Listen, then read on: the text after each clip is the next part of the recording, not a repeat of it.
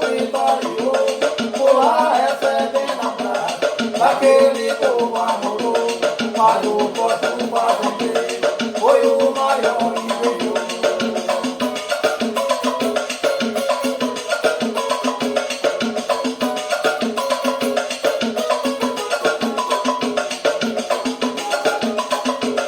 Eu vivi na perdição, em um beco sem saída. Será que eu não vejo mais a minha terra querida?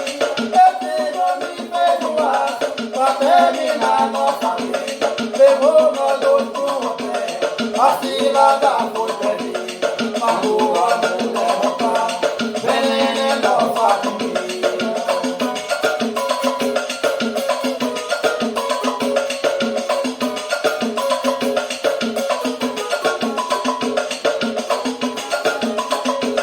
Chamei José de Otávio na hora dessa aflição. Chamei João de Marcolino e Deus chamou Satacão.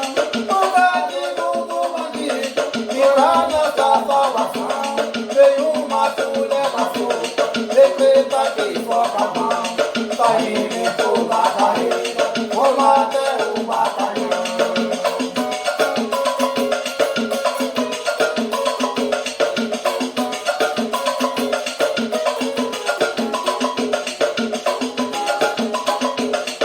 No dia de domingo, no dia 20 do mês, esse homem matou quatro, nós fazia seis.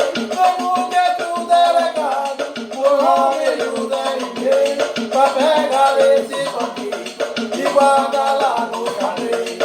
Hoje em dia tá pagando toda a miséria que fez.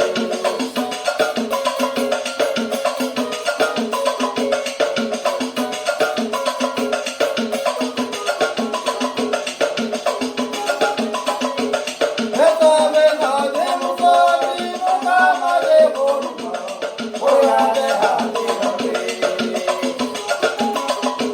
Dessa vez